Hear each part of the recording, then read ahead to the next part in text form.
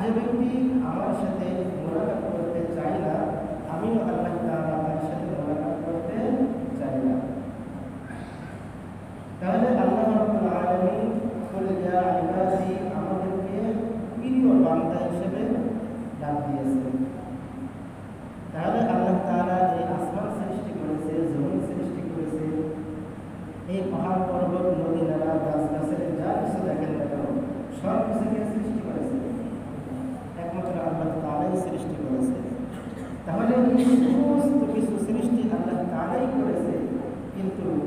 কিছুকেই আল্লাহ তাআলা কিন্তু বলেন নাই যে সূর্য আমার, চাঁদ আমার, এই নদী নালা গাছপালা, এই সব কিছু, এই পাহাড় পর্বত জঙ্গল যা কিছু আছে এগুলো কি আমার।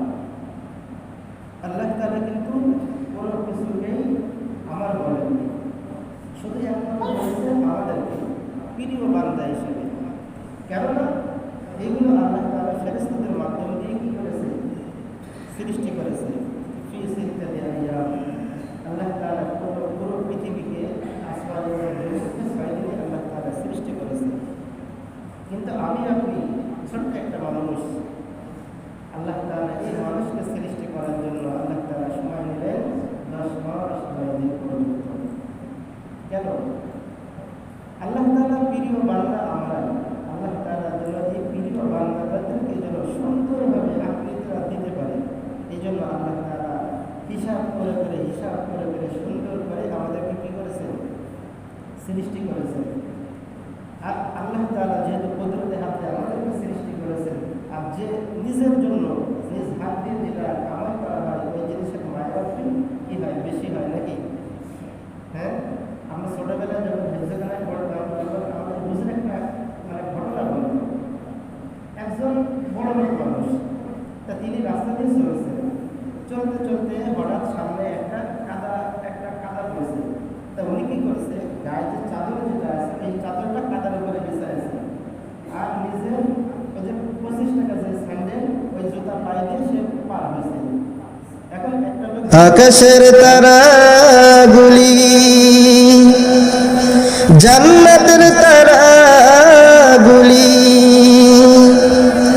আকাশের তারাগুলি ঝিলিমিলি ঝিলিমিলি জ্বলছে,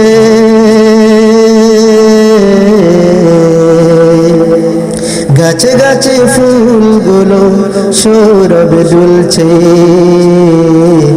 রসুল এসেছে হাবিব এসেছে, রসুল এসেছে হাবিব এসেছে। আরব দেশে আবার পাশে মানবের সেরা মানব এসেছে, আরব দেশে আবার পাশে আরবের সেরা মানব এসেছে। ওকে এসেছে জান্নাত খুলেছে, ওকে এসেছে জান্নাত খুলেছে, রসুল এসেছে হাবিব এসেছে, রসুল এসেছে হাবিব এসেছে। আমেনার কোলে চন্দ্র দোলে, আকাশের চাঁদ যেন ধরাই নেমেছে, আমেনার কোলে চন্দ্র দোলে, আকাশের চাঁদ যেন ধরাই নেমেছে। ওকে এসেছে দুনিয়া জেগেছে, ওকে এসেছে দুনিয়া জেগেছে, রসুল এসেছে হাবিব এসেছে, রসুল এসেছে হাবিব এসেছে। আকাশের তারাগুলি জান্নাতের তারাগুলি, আকাশের তারাগুলি ঝিলিমিলি ঝিলিমিলি জ্বলছে,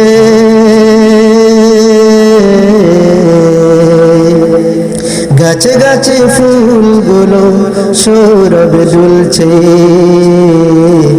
রসুল এসেছে হাবিব এসেছে, রসুল এসেছে হাবিব এসেছে। শত্রুর সাথে মোকাবেলা করে তুমি এই জান্নাতের ঠিকানাটা তুমি অর্জন করে আসো। আর যখন তুমি এর বিরোধিতা করে আমার হুকুম অনুযায়ী নবীর সুন্নাত অনুযায়ী যখন তোমার জিন্দেগিটা পরিচালনা করবে, তখন আমি আল্লাহ তাআলা খুশি হইয়া তোমাকে কি করে দেবো, জান্নাত দিয়ে দেবো।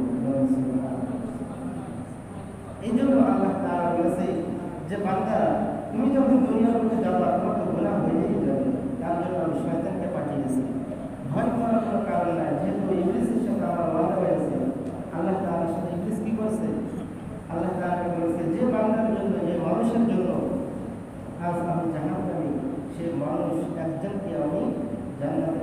যেতে দেব না, সবাইকে কি করবো? জাহান্নামে পাঠিয়ে দেব। আল্লাহ তাআলা বলেন, যে আমার খাঁটি বান্দা হবে সে তাকে তুমি কখনো ধোঁকা দিতে পারবে না।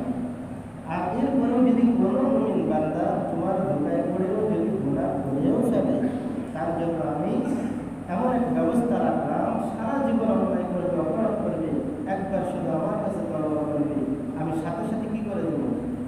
তার সমস্ত গুনাহকে তাকে মাফ করে দেব। এই জন্য আল্লাহ তাআলা আমাদেরকে দুনিয়ার বুকে পাঠিয়েছেন শুধু একমাত্র তার নেক আমলের জন্য। কিসের জন্য? নেক আমলের জন্য। এই নেক আমলে আমাদের করতেই হবে। নামাজ পড়া লাগবে, রোজা রাখা লাগবে, হজ করা লাগবে, যাকাত দেওয়া লাগবে, ভালো ভালো কাজ যেগুলো আছে এগুলো আমাদের করতে হবে। যখন আমরা এগুলো করতে যাব তখন কিন্তু আমাদেরকে ধোঁকা দেবে কে? ইবলিস, শয়তান, মানুষ শয়তান, এগুলো আমাদেরকে ধোঁকা দেবে। কিন্তু তাদের এই ধোঁকা পড়া যাবে না। এই জন্য আমাদেরকে এই দিকে একটু খেয়াল রাখতে হবে। এই ধোঁকায় কিন্তু কখনো পড়া যাবে না। পড়া যাবে? কখনো পড়া যাবে না। আল্লাহ তাআলা বলেন, ওয়ামা খালাকাতুল জিন্না ওয়াল ইনসা ইল্লা লিয়াবুদুন।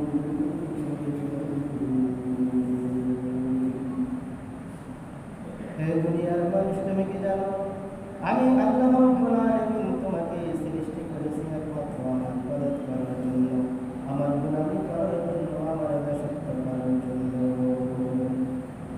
তাহলে আল্লাহ তাআলা আমাদেরকে সৃষ্টি করেছে একমাত্র তার ইবাদতের জন্য, তার গুনাহের জন্য, তার দাসত্বের জন্য।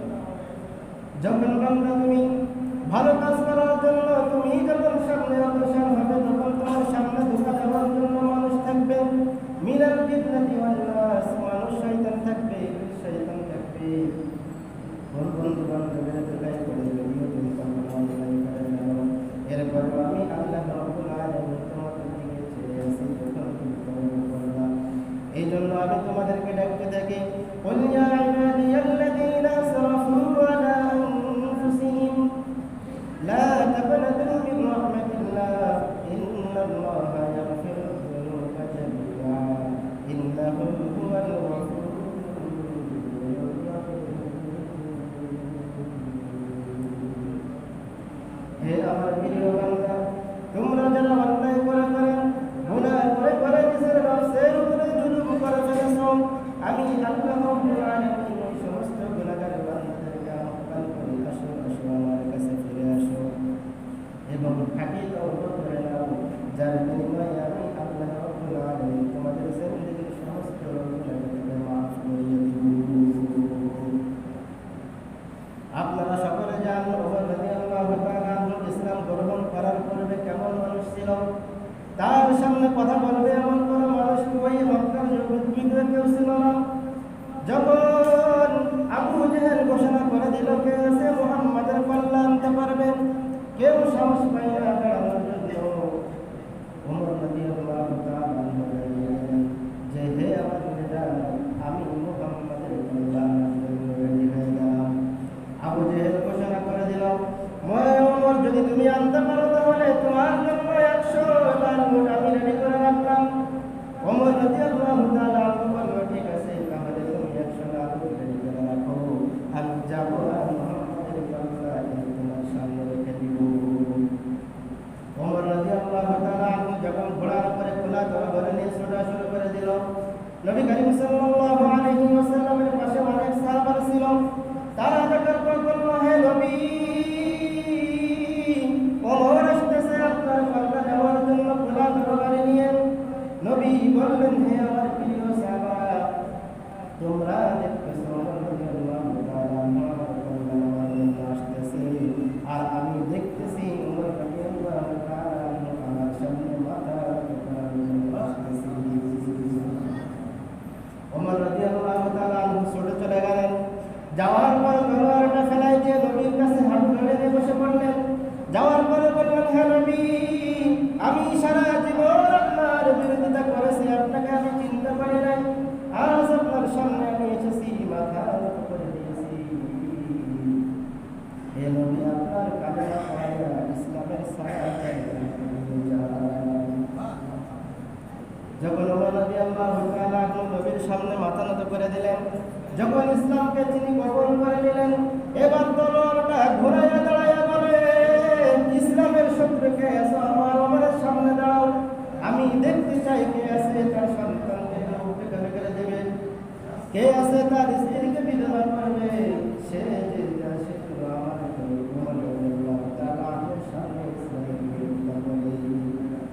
আল্লাহ রাব্বুল আলামিন সেই ওমরের ব্যাপারে এমনভাবে খুশি হইয়া গেলেন যে দুনিয়ার প্রতি আল্লাহ রাব্বুল আলামিন ওমরের জন্য জান্নাতের ব্যবস্থা করে দিয়েছে।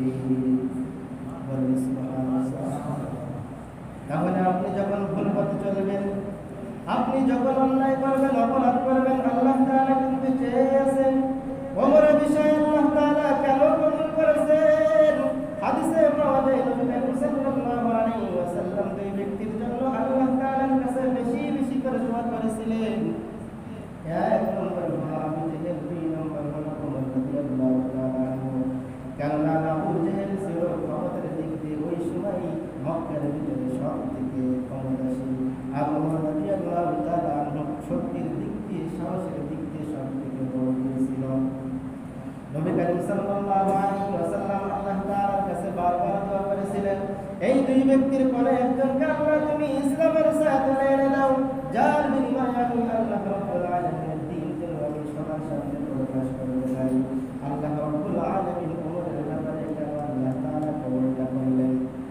তাফসীরের ভিতরে পাওয়া যায় ওমর রাদিয়াল্লাহু তাআলা যখন ইসলামের বিরোধিতা করেছে, নবীর বিরোধিতা করেছে, তখন কিন্তু সেই ইসলামকে বুঝতো না বুঝিয়া সে নবীর বিরোধিতা করেছে, ইসলামের বিরোধিতা করেছে। কিন্তু আবু জেহেল সে জানতো যে নবী হক, নবীর কোরআন সত্য, নবীর দ্বীন সত্য, সব কিছু সত্য জানার পর তারপরও সে ইসলামের বিরোধিতা করেছে, নবীর বিরোধিতা করেছে। এই জন্য সে বুঝিয়া যেহেতু সে ইসলামের বিরোধিতা করেছে, এই জন্য আবু জেহেলের ব্যাপারে কিন্তু ওমর রাদিয়াল্লাহু তাআলা যখন বিরোধিতা করেছে তখন সে বুঝতো না। আর যখন সে বুঝতে পারলো, সাথে সাথে ইসলামের ছায়া করে সে চলে আসলো। এই জন্য ঘাবড়ানোর কিচ্ছু নাই। আপনি বুঝতেন না কোনটা ভালো কোনটা খারাপ, আপনি বোঝেন না, অপরাধ করে ফেলেছেন। আপনি যখনই আপনি বুঝবেন, সাথে সাথে আল্লাহ তাআলার কাছে তওবা করবেন। আল্লাহ তাআলা তো ঘোষণা দিয়ে দিয়েছে, তুমি কত গুনাহ করেছো, আমি আল্লাহ তাআলার কাছে ফিরে আসি, তওবা করো না। ইন্নাল্লাহা ইয়াগফিরুয যুনুবা জামিআ। আমি যুনুবাতে জামিআ দিন করে যে বুঝালাম যে তোমাদের জিন্দেগীর সমস্ত গুনাহ আমি আল্লাহ তাআলা ক্ষমা করে দিই। যখন আল্লাহ তাআলা এইভাবে যখন ঘোষণা করে দিলেন, তখন তার কি আর কোনো গুনাহ থাকবে?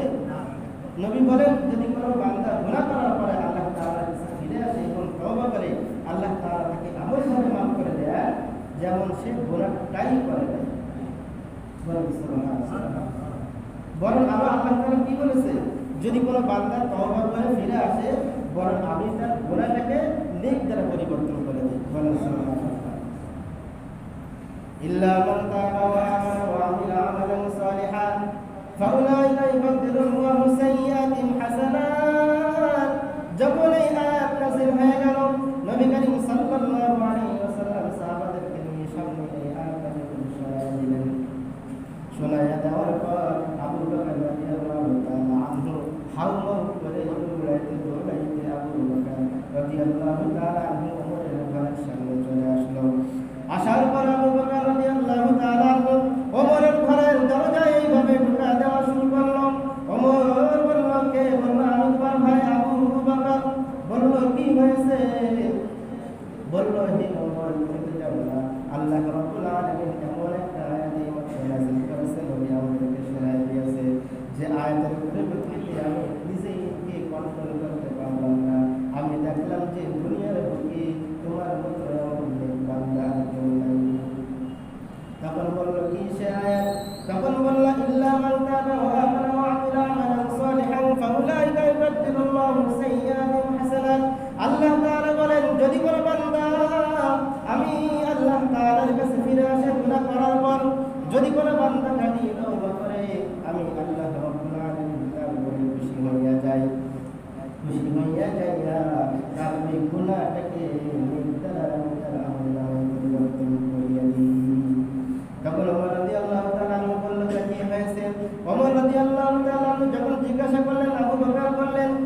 দেখলাম ইসলাম কবুল করার আগে আপনার মতো এমন গুনাহগার কেউ ছিল না।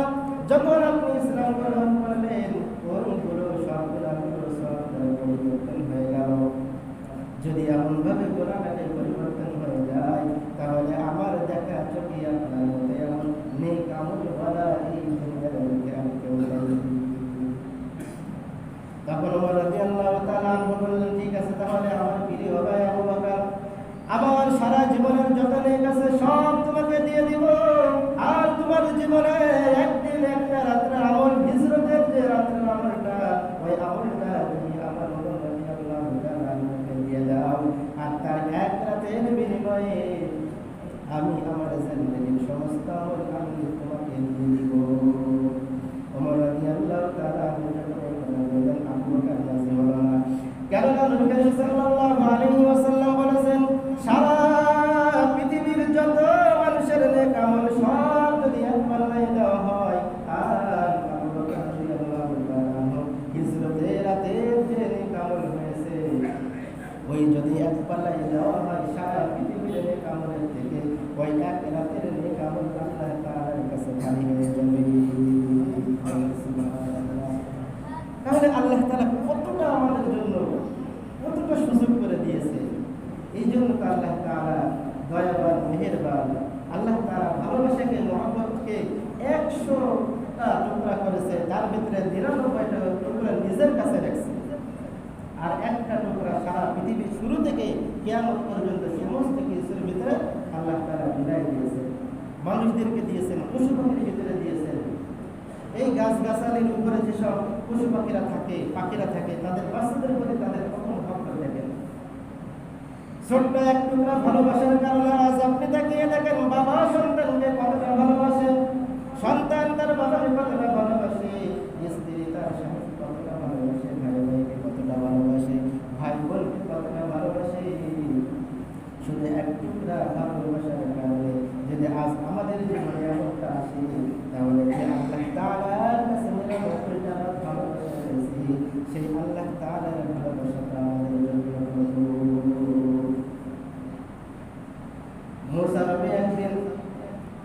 মুসা নবী একদিন তার কওমদের ভিতরে যখন তিনি চলাফেরা করতে লাগলো, এমন এক যুবক যার কারণে মানুষ সবাই অতিষ্ঠ হয়ে গেল। সে এমন কোনো গুনাহ নাই, এমন কোনো অপরাধ নাই, সে যুবকটা করে নাই, মানুষ সবাই তার উপরে অতিষ্ঠ হয়ে গেল। এই যুবকটাকে কি করা যায়?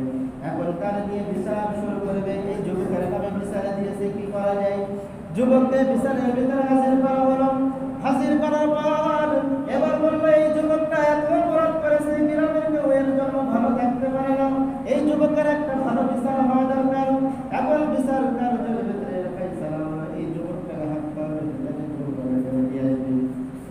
যখন মানুষজন সবাই হাত পা ওই যুবকটাকে জঙ্গলে ফেলে দিয়ে আসলো। ফেলে দেওয়ার পর কিছুদিন পর আল্লাহ তাআলাকে মুসাকে স্বপ্ন দেখায়, হে মুসা, তুমি অমুক জঙ্গলে চলে যাও, গিয়ে দেখো আমার প্রিয় বান্দা সে দুনিয়া থেকে বিদায় নিয়ে চলে গেছে। তুমি নিজে গিয়ে তার জানাজা পড়াবা এবং তোমার যারা ভক্ত আছে তাদেরকে তুমি সাথে নিয়ে যাবা।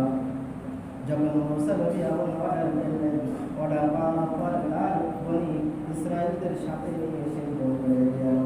যাওয়ার পর দেখে সেই যুবক, যে যুবকদের কিছুদিন আগে তারা হাত পা বেঁধে ফেলে দিয়েছিল। মুসা নবীর কওম বনি ইসরায়েল খুব তাড়া লাগছিল। মুসাকে ডেকে বলে, হে মুসা, তুমি আমাদের সাথে আর কি মারো নাকি ফাজলামি করো? এই যুবকটা এমন কোনো অপরাধ নাই, এমন কোনো গুনাহ নাই করে নাই, যার কারণে আমরা গ্রামবাসী অতিষ্ঠ, যার কারণে হাত পা বেঁধে তাকে আমরা জঙ্গলে ফেলে দিয়ে আসলাম। আজ তুমি করতেছি আল্লাহ আর এর যারা যেটা বললে তুমি নাকি পড়াইবা। মুসা নবী বললেন, আসলে ব্যাপারটা আমি নিজেও বুঝতে পারলাম না। মুসা নবী ছিল কালিমুল্লাহ, আল্লাহ তাআলার সাথে কথা বলতো। মুসা নবী এবার আল্লাহ তাআলার কাছে বলল, হে দয়ার মালিক, এই যুবকটা এমন কোনো অপরাধ নাই, সে করে নাই, আমরা অতিষ্ঠ হয়ে তাকে হাত পা বেঁধে জঙ্গলে ফেলে দিয়ে আসলাম। আজ তুমি বলতেছে নাকি তোমার আল্লাহর অনেক? কেমনে? আমি তো মুসা বুঝতে পারলাম না। আল্লাহ রাব্বুল আলামিন বললেন, হে মুসা, তুমি কি জানো না যদি কোনো বান্দা আমি আল্লাহ তাআলার কাছে খাঁটি তওবা করে নাই, আমি আল্লাহ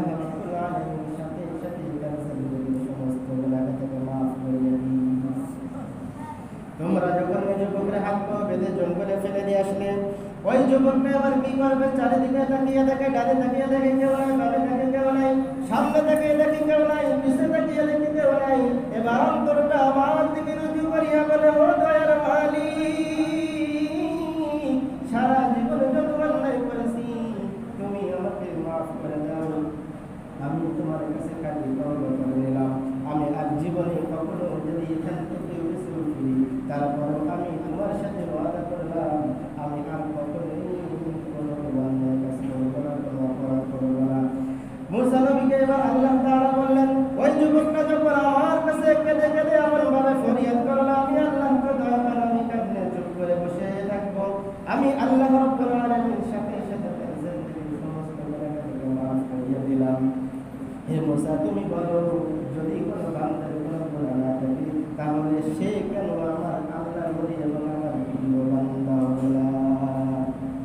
তখন এবার বুঝতে পারলো মুসা নবী এবার তার কওমদেরকে বললেন, এই বাচ্চাটা, এই যুবক আল্লাহ তাআলার কাছে খাঁটি তওবা করেছে, যার বিনিময়ে আল্লাহ রাব্বুল আলামিন তার জিন্দেগির সমস্ত গুনাহকে মাফ করে দিয়েছে।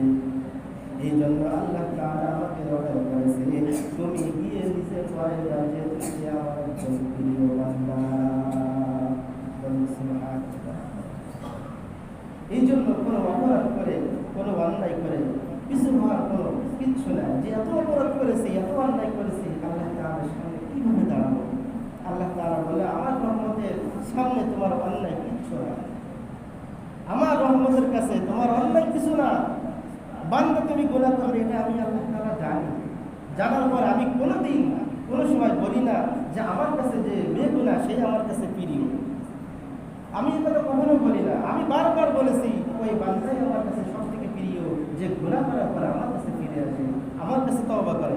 কারণ গুনাহ ছাড়া পৃথিবীতে কোনো মানুষ নেই, গুনাহ ছাড়া পৃথিবীতে কোনো মানুষ নেই। নবী করিম সাল্লাল্লাহু আলাইহি ওয়াসাল্লাম বলেন, মান উকিবা হুসিবা, যদি আল্লাহ তাআলা যদি কারো হিসাব চায় তাহলে সেই হিসাব দিয়ে জান্নাতে যাবে, এমন ক্ষমতা পৃথিবীর কারো নেই। তার মানে কি আমরা সবাই গুনাহগার? সাহাবারা জিজ্ঞাসা করলো, ইয়া রাসূলুল্লাহ, যদি আপনিও? তাহলে হ্যাঁ, যদি আল্লাহ তাআলা শুরু থেকে শেষ পর্যন্ত যদি আমার নিয়ামতের হিসাব চায়, তাই হিসাব আমিও ঠিক মতো দিতে পারবো না। এই জন্য তোমরা শাস্ত্র ওসিলা পেশ করো। এই জন্য আল্লাহ তাআলা বারবার বলেছে, বান্দা তুমি আমার কাছে ফিরে আসো। আর ওই বান্দাই আমার কাছে বেশি প্রিয় যে ব্যক্তি গুনাহ করার পর আমি আল্লাহ তাআলার কাছে ফিরে আসবে। কারণ গুনাহ ছাড়া পৃথিবীতে কোনো মানুষ নাই। কেউ বলতে পারবেন যে হুজুর আমার কোনো গুনাহ নাই, এরকম কেউ আছে থাকলে হাত তুলান দেন দেখি? কেউ নাই, সবাই গুনাহগার। কিন্তু আল্লাহ তাআলা এই জন্য বলেছে যে বান্দা তুমি গুনাহ করার পর আমার কাছে যখন ফিরে আসবা, তখন কি আমি তোমার সমস্ত গুনাহকে মাফ করে দেবো, বরং ওই গুনাহটাকে আমি সওয়াব দ্বারা তোমার আমলনামায় কি করে দেব? পরিবর্তন করে দেব। তুমি গুনাহ করেছো, তুমি অন্যায় কত করেছো, যদি তুমি পাহাড়ি পরিমাণ অন্যায় করে ফেলো, আল্লাহ তাআলার কাছে ফিরে আসো। যদি তুমি সাগর পরিমাণ গুনাহ করে ফেলো, আল্লাহ তাআলার কাছে ফিরে আসো। আল্লাহ নবী বলেন, এমনকি আসমান এবং জমিনের মধ্যে ব্যক্তি যত আছে সব যদি গুনাহের দ্বারা পরিপূর্ণ করে ফেলো, এরপর যদি আল্লাহ তাআলার কাছে তুমি ফিরে যাও, আল্লাহ তাআলা বলেন, নিশ্চয়ই আমি তোমাদের সমস্ত গুনাহকে মাফ করে দেব। বলেন সুবহানাল্লাহ। আল্লাহ তাআলা কত দয়াবান, কত মেহেরবান। দেখেন, আপনি 40 বছর, 50 বছর, 60 বছর হায়াত পেয়েছেন, আপনি নামাজ পড়েননি, আপনি রোজা রাখেননি, কত অন্যায় কাজ করেছেন, কত অপরাধ করেছেন।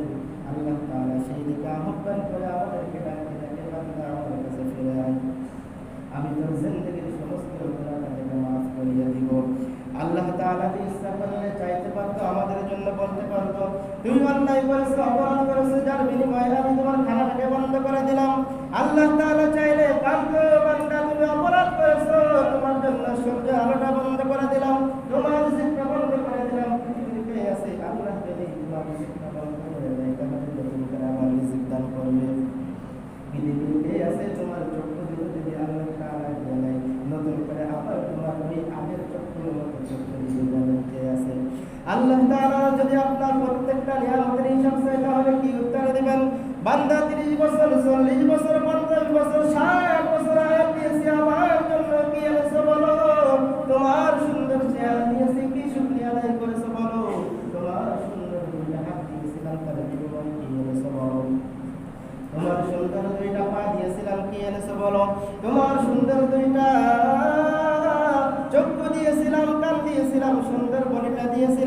শরীরটা সুস্থ রেখেছিলাম, কি নিয়ামত এনেছো আমাকে বলো।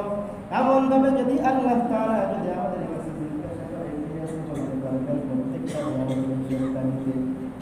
এই জন্য বাবারা, আল্লাহ তাআলার কাছে হিসাবটা আমরা কখনোই দিতে পারবো না, কিন্তু আল্লাহ তাআলার কাছে যখন আমি থাকি তওবা করে নেব, আল্লাহ তাআলা বলেন পিছনে যা কিছু আছে সব কিছু আমি মাফ করে দিব, এবং নতুন করে আমি আর ওই জিনিসটাকে আমরা কখনোই করব না।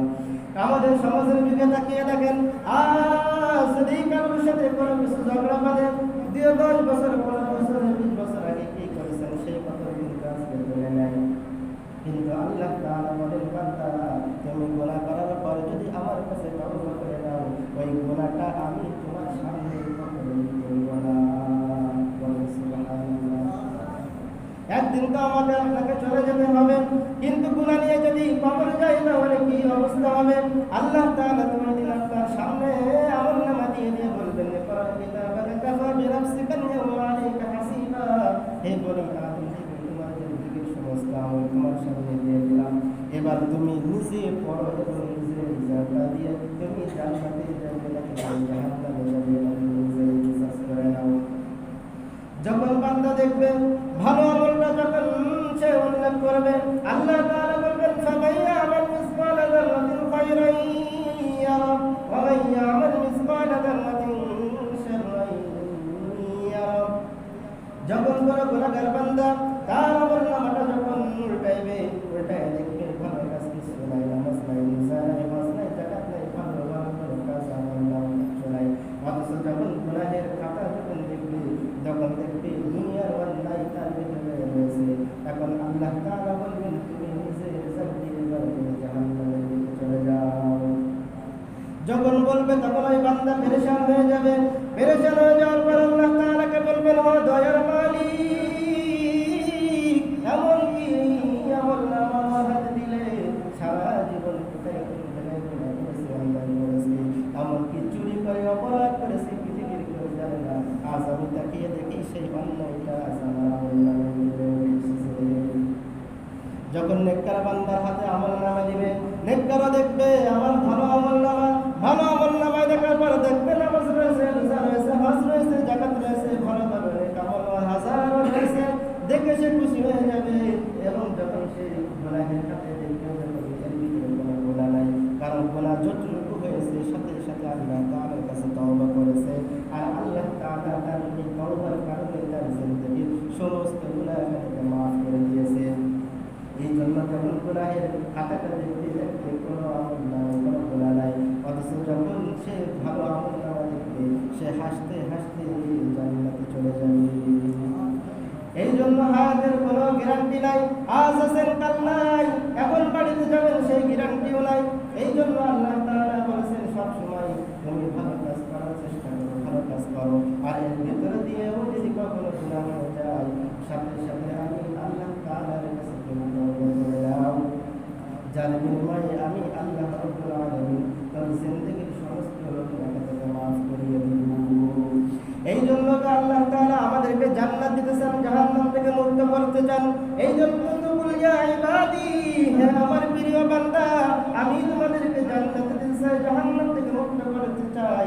দুনিয়ার ভিতরে যদি তোমার গুনাহ হয়ে যায় সাথে সাথে আমি আল্লাহ তাআলার কাছে তুমি খাঁটি তওবা করে নাও, যার বিনিময়ে আমি আল্লাহ রাব্বুল আলামিন তোমার গুনাহটাকে মাফ করে দিতে পারি। ইন্নাল্লাহা ইয়াগফিরুয যুনুবা জামিয়া। বান্দা তুমি হয়তো মনে করতে পারো আল্লাহ তাআলা আমাকে কতটুকু মাফ করবে, সব করবে কি অল্প করবে। এই জন্য আল্লাহ তাআলা এখানে জামিয়া দ্বারা উদ্দেশ্য করে দিয়েছে, ইন্নাল্লাহা ইয়াগফিরুয যুনুবা জামিয়া।